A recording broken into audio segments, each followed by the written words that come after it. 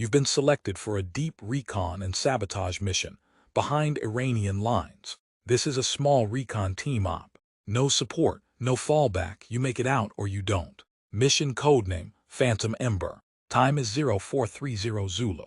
Location, deep woods of the Appalachian Spine, rugged hollows, black ridgelines, and old game trails that don't show up on any satellite. Enemy forces, Iranian light infantry elements. They've set up a listening post in a remote valley, 7.5 clicks southeast of your current position.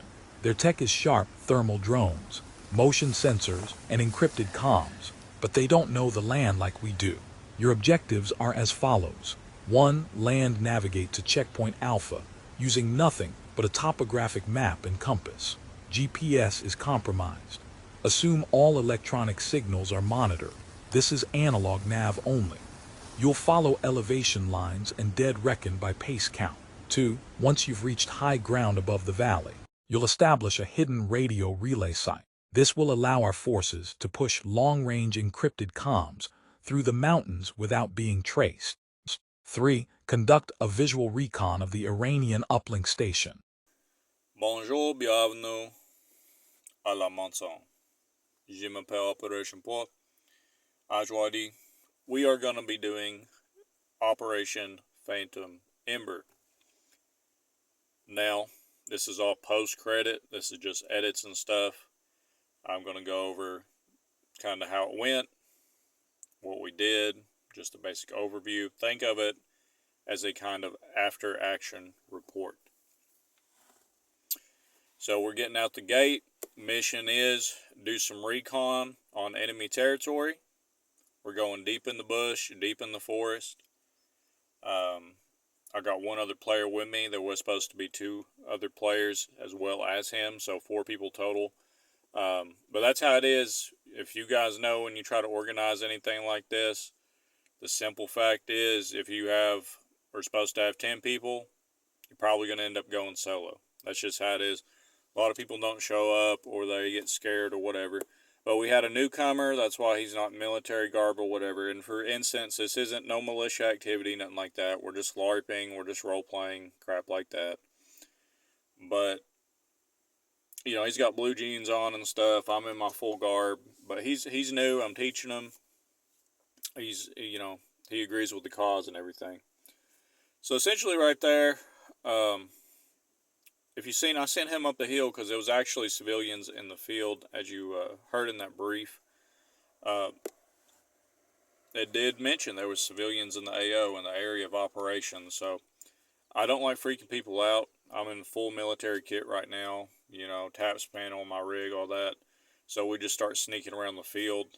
They were digging a telephone pole hole or something in the field. So essentially the kind of pretend training scenario is there's Iranian forces in the AO, and we are trying to set up a radio relay point in a concealed position while also doing basic recon operations, just looking out, seeing where the enemy patrols are, seeing what equipment they have, stuff like that. Radio relay point is basically, let's say that there's a fob and they are trying to talk to an element, but the element is too far into the bush. What's going to happen is you're going to set up a relay point, which is essentially, if you know anything about ham radio, what a repeater is, it's essentially a manual repeater. That's what a radio relay point is. So you have communications coming from headquarters or the fob, command, or another element, something like that. You acknowledge that you receive that information, and then you send it back where it needs to go. You're essentially getting high up on a ridge line, setting up an antenna, and then you are extending ranges. You can double, if not triple, the range of most radio operations by using an effective relay point, which is what we are trying to do here. We're trying to, in the valleys and the foliage, I'll put it this way, in the valleys and all this foliage and this dense forest, I can get a 10-watt radio to go about 1.5 miles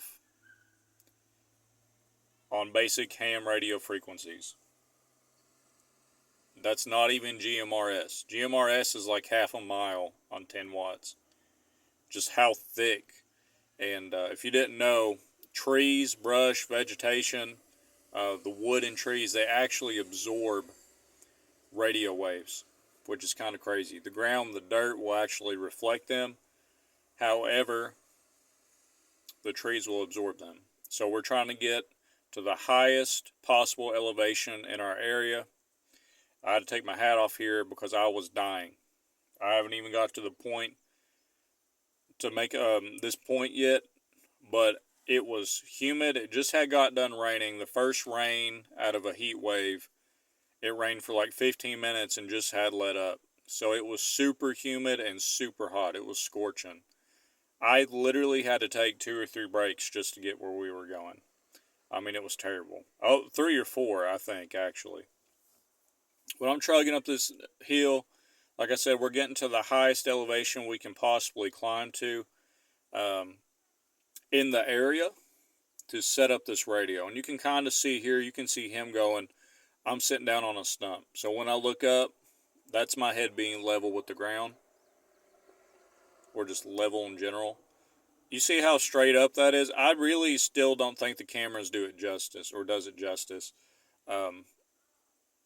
You can see the rocks and how straight up that is, but we eventually do get up there. That's the thing about the Appalachian terrain. It is very unforgiving. And he has a pack and some stuff, but you got to keep in mind, I got a rifle, I got a full taps panel, all my sustainment on me, I got a rucksack, I got a gallon of water in the rucksack, a quart of water on my front. I'm carrying probably 60 to 70 pounds of crap on me, and I definitely learned here that I just can't do that anymore. Especially if we're going to be going up up 2 ridge lines or up these hills like that. I cannot be doing that anymore. I took, like I said, 3 or 4 breaks just to get to where we were going. And as the crow flies, it was not that far. It's just, it was so hot and so humid. I mean, it was crazy. I had to stop. I'm all for embracing the suck and pushing through the pain, but my legs could physically not move. I was pushing myself that hard. So anyways, back to the mission. So it's pretty simple. You know, we did a quick mission brief. Iranian forces in the area, keep an ear out. You know, you want to stop, look, listen, smell every now and then. I sent him up to do that little recon. He had some binoculars to look, and we seen those civilians up there drilling a hole, telephone pole up there.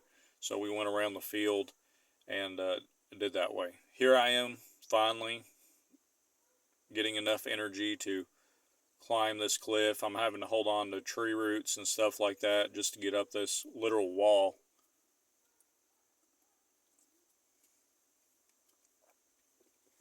Before you freak out, yes, there's a loaded magazine in the rifle. There's nothing in the chamber. I typically on these missions do not carry one in the chamber just because I know when I'm going up hills you have to use the rifle to balance yourself, and as a walking stick, that is the only way to do it. These cameras do not do it justice. This is literally almost straight up. I am grabbing these trees, these little trees right by the root, which the base is the strongest part if you didn't know, and getting up there. So eventually I took a little break up there, got up there, and you see I got a fishing reel, and then I got an airsoft grenade filled with flour to give it some weight. And I do apologize, it's a little bit disorienting, but I got hours and hours of footage from this excursion, and I want to show off as much as I can.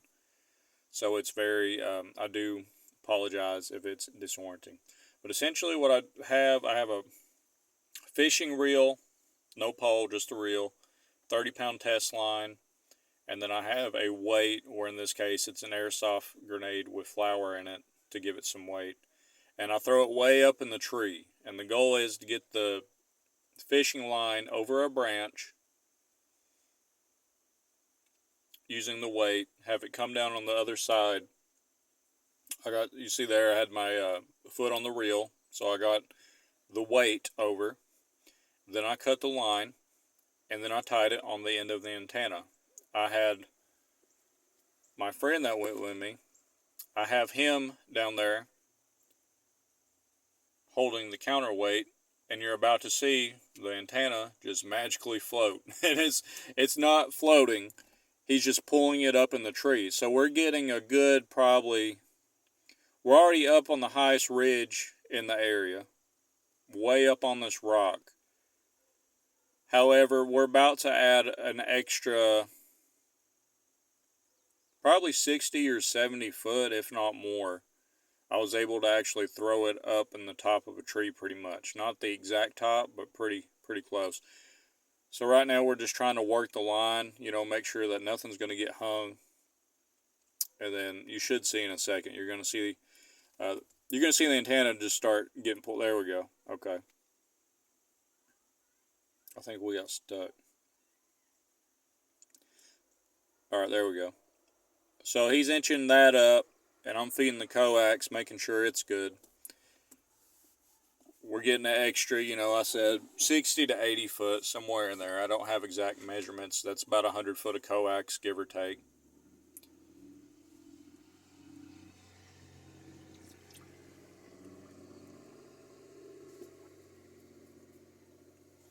But we're just trying to get that. I'm trying to keep it neat, or somewhat neat. I'm trying to untangle it. I definitely could have done better at pre-staging with the coax. There was just a bunch of knots in it. I didn't realize that because it looked mostly rolled. So way up there in that tree, it's kind of hard to see, but way up there in that tree was the antenna. So now it's hanging up there, and this is kind of the rock that we were on. If you watched Silent Sentinel, Operation Silent Sentinel, this is in that same area as that once was. So here we sit down, it's getting dark. Where he's new, I'm just teaching him basics of like perimeter defense, perimeter security, and we're setting up these 12 gauge trip wires. Now, there's no shot in the shotgun shell. These are legal, not illegal. They are legal. Any kind of alarm or device that's an alarm is okay. You just can't have intent to hurt somebody with it. So all the shot and everything is cut out of it. There's nothing. It's essentially a 12 gauge blank. And it's on trip wires. We had a couple of these. I showed him how to do the first one, and then he kind of assisted me in doing the other one. I'm just giving him the lowdown, showing him you can use zip ties. Typically, you screw them in the tree, stuff like that. These things work. I mean, they're loud. They're definitely a shock, and if somebody's trying to creep up on you, even if you're not doing like LARPing or whatever, I'm never going camping, especially camping alone, without these again. Especially if I'm deep woods, like if a bear comes up on you, coyote, whatever, and they trip that, you're going to know. It's going to wake you up. It's literally a shotgun shell going off. So anyways, here we are. We ran the coax down here. I'm reading the frequencies off a paper. I pre-wrote. Another big thing about this operation was only map and compass. No phones. I wasn't being a stickler about it. I mean, you could see them on Snapchat later on in the video, and I got some footage on my phone and stuff. But as far as the radio and the actual operation, I'm using that chem light to see, type in the frequencies.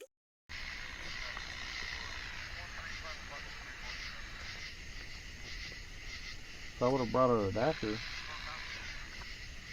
we could have used that antenna right there and get better reception.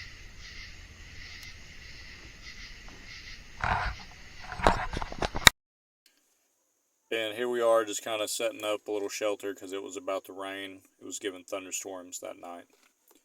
And you can see our little chem light there. That's what I had for lunch. You crush the Doritos up and then you put it in with the salmon. You cannot get better than that. I'm telling you. Cannot get better than that. There's a picture of him on his phone. Like I said, you can't be a stickler all the time. He's new. I'm not expecting military discipline. You know what I'm saying? Like, you got to be into it. He was more in so for camping. I was more in so for this. I just got to be honest with it. I had other players that were more into the milsim thing, but one canceled and the other one had a doctor's appointment. So, whatever. This is me at 06:30 in the morning, pulling some security. I just got up after a long night of little rest. I had a sleeping pad, but it was on the rock, on a rock. It was like a rock midway down my back. There's a solar panel I had set up to charge the camera. I wired that myself and everything. Soldered in a Type-C charger. It's a 6 volt, so anything Type-C it will charge just fine.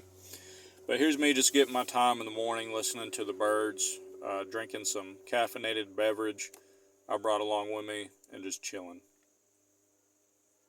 Planning my next move. Now, even though we spent the night before we ran out of daylight, we were not able to do the reconnaissance operation until this morning. I did not get any footage of the recon operation. I do apologize, but we did do that, and it took probably about two hours, give or take, the whole thing, the whole scenario and all that. It's just sometimes when I'm training, I just don't like to record.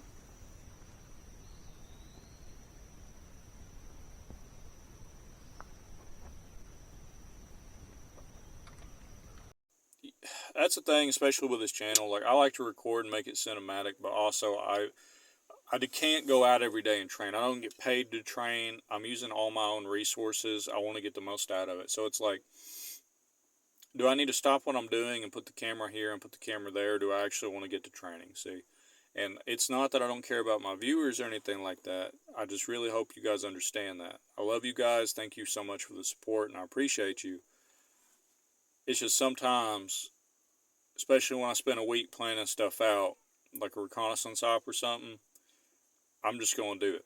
I can't show you all my tricks. You know what I'm saying?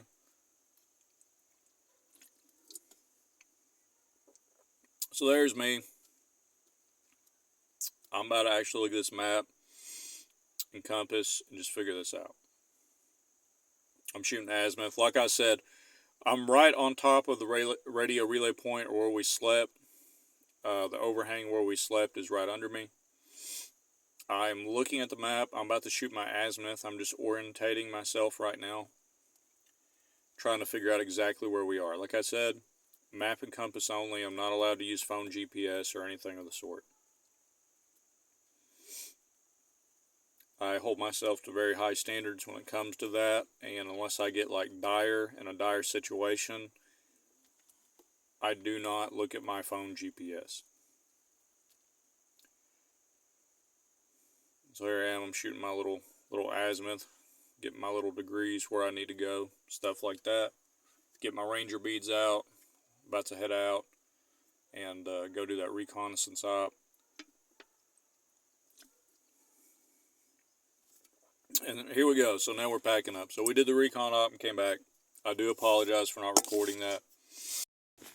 Overall, guys, I mean, it was a mission success. Radio relay point worked. We were able to hit a ham radio repeater about 35 miles away, which is a lot better than a mile on the ham frequencies. Mile to 2 miles on the ham frequencies out of 10 watt. We hooked up a 25 watt and smacked a repeater, was able to make contact at 35 miles away, as well as a GMRS repeater about 16 miles away, give or take. So, yeah, it was a success. It definitely worked.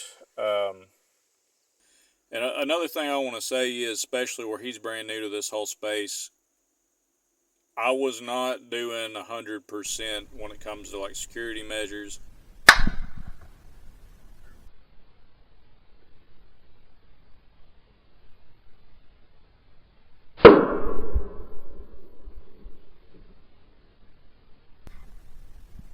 So that was me demonstrating right before we bounce and go back to the fob. That was me demonstrating the 12 gauge trip wire. So all in all, it was a mission success. I had some chili mac, Campbell's chili mac, I think, for breakfast that morning. Yes, that's me sliding down the hill, literally sliding on my butt down the hill because it's so steep, with a Red Bull, because, Red Bull gives you wings, gives you extra sliding power. So extra slide boost, cancel, crouch, Call of Duty or whatever. But all in all, it was a very successful mission. We seen some cool wildlife, stuff like that. good time in the woods. Temperature was just right. Yeah, it was good. It was a good recon op, stuff like that. Things we could improve on. I need to lower my the weight in my pack. I need to figure that out. I really need to sit down and be like, all right, I don't really need this. It'd be nice to have it, but I don't need it. I packed for a week. We stayed a night. You know what I mean? And I mean, obviously, getting him squared away if he, decides to continue stuff like this and hanging out and stuff like that. This is some B-roll. I ran out of footage of the Phantom Ember, so I mean, I had hours, but this is all post-production and everything. I already rendered the video. Yeah, guys, I mean, it was a very successful operation. If you guys ever want to do this, you think we live in the same area, hit me up. We can go as realistic as you want, or we could just go camping. Either one, it don't matter. I'm a really chill dude. That's all it is, man. We're just out, just playing like little kids, Nothing to it. It's nothing more devious than that. A lot of people, they just get way too into it. But all in all, had a good time, and that's what matters. I'm going to hit you with the au revoir. Abianto. God bless you. See you guys next time on the mountain. Peace.